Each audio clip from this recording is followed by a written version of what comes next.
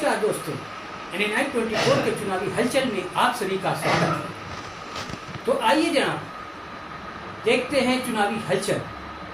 जी हाँ, विश्व के सबसे बड़े लोकतांत्रिक देश भारत में चुनावी बिगुल बच चुका है और इसके परिप्रेक्ष्य में भारतीय निर्वाचन आयोग द्वारा भारत की 18वीं लोकसभा के गठन के लिए चुनावी घोषणा कर दी गई है। निर्वाचन आयोग द्वारा घोषित किए गए चुनावी कार्यक्रम के मुताबिक भारत में 7 चरणों में ये चुनाव कराए जाने हैं, जिसका आगाज प्रथम चरण 19 अप्रैल को होना है।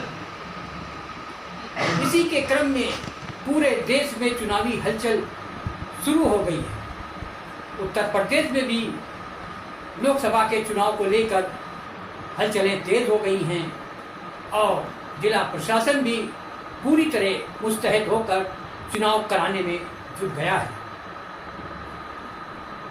इसी क्रम में उत्तर प्रदेश के तराई के इलाके जनपद बहराइच में भी चुनावी हलचलें शुरू हो गई हैं, जबकि बहराइच जनपद की 2 लोकसभा सीटों पर चुनाव होने हैं। बहराइच सदर की लोकसभा सीट 56 लोकसभा क्षेत्र में चौथे चरण में 13 मई को चुनाव कराया जाना है।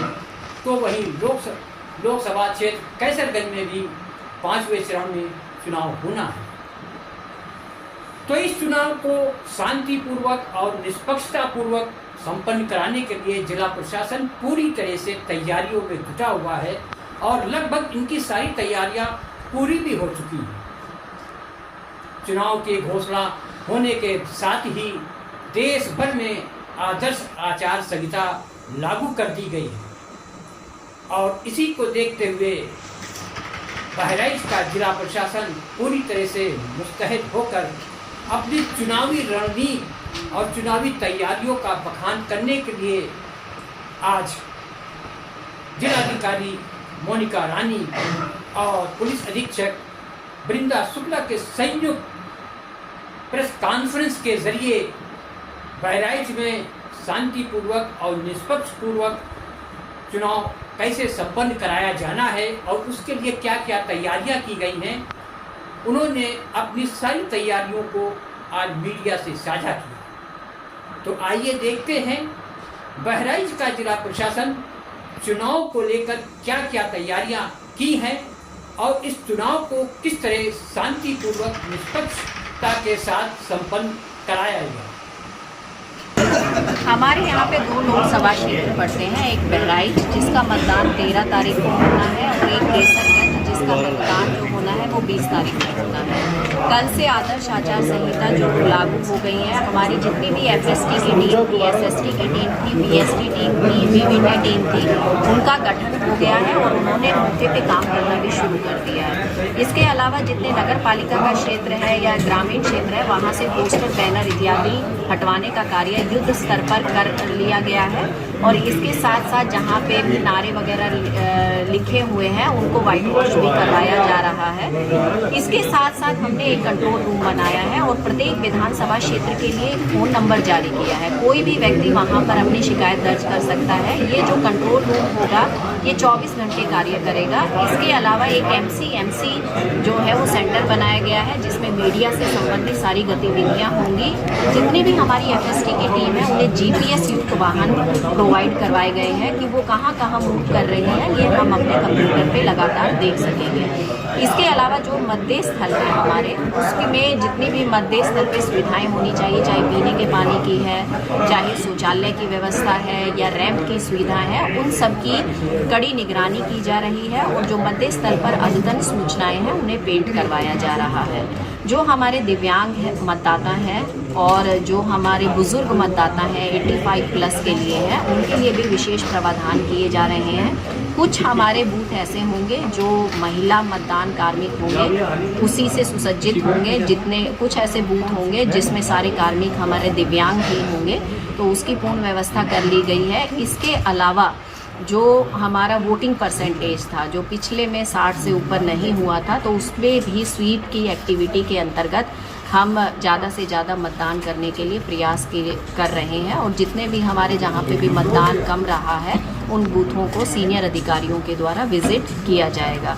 बाकी जो हमारे जितने भी हो चुकी है, इसके बाद किस तरह से सुरक्षा की व्यवस्था, ये नेपाल सीमावर्ती जनपद है और सुरक्षा को लेकर के क्या प्रबंध किया है? जी, हमारे जितने भी अंतर्राष्ट्रीय बैरियर्स हैं जिनकी संख्या 13 है और जो अंतर जनपदीय बैरियर्स हैं 26 उसकी संख्या है, वो सभी 24 घंटे क्रियाशील कर दिए गए हैं। वहाँ पुलिसकर्मी तैनात कर दिए गए हैं तथा वहाँ पे CCTVs भी लगा दिए गए हैं ताकि प्रभावी रूप से जो वाहन हैं, व्यक्ति हैं, गुजर रहे हैं, उनकी चेकिंग हो सके और किसी भी प्रकार की ऐसी वस्तु को ना आने दिया जाए जो कि निर्वाचन प्रक्रिया की जो शुद्धता है उसको कलंकित कर सके। साथ ही साथ हमारी जल्द ही एक बॉर्डर कोऑर्डिनेशन मीटिंग अपने नेपाली काउंटर पार्ट्स के साथ और अन्य जितनी एजेंसीज़ हैं जो अंतर्राष्ट्रीय बॉर्डर पर तैनात हैं उनके साथ आयोजित की जाएगी ताकि जो भी सावधानियां हमें बॉर्डर को सुरक्षित करने के लिए लेनी है उसके प्रति सभी एजेंसी सचेत रहें और उनसे अपनी अपनी जो अपेक्षित कार्रवाई है वो सुनिश्चित करें।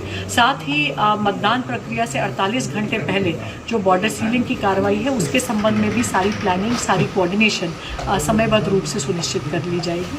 और जितनी विभिन्न पुलिस की टीम्स हैं वो गठित कर ली गई हैं जो अब अलग अलग चीज़ों पे अपनी निगरानी रखेंगी।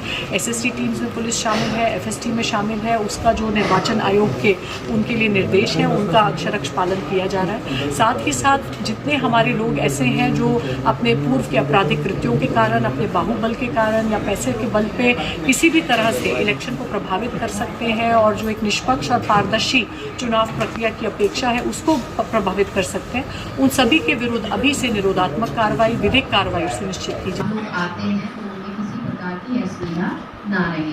अभी युद्ध स्तर पे काम चल रहा है कि जो भी हमारे पोलिंग स्टेशन है उनकी सुविधाओं को ज़्यादा से ज़्यादा अच्छे तरीके से कैसे किया जाए ताकि किसी भी मतदाता को कोई भी दिक्कत मीडिया कर्मियों को परेशानी होती है तो कोई अधिकारी तो वहाँ तैनात होते हैं, आपको अंदर जाने की जरूरत नहीं है, वो सारी चीज़ें बिल्कुल क्लियर बता दी जाएगी। अभी आपके साथ में हमारी बैठकों की शुरुआत है, लगभग हर हफ्ते बैठेंगे हम लोग, तो कोई भी चीज़ ऐसी नहीं रखी जाएगी जो संशय से भरी हो, तो हर चीज़ बहुत ही क्लियर कर दी जाएगी। और मैं आपको आश्वस्त करती हूँ कि कोई भी असुविधा आपकी बार आपको बोलने नहीं दी जाएगी।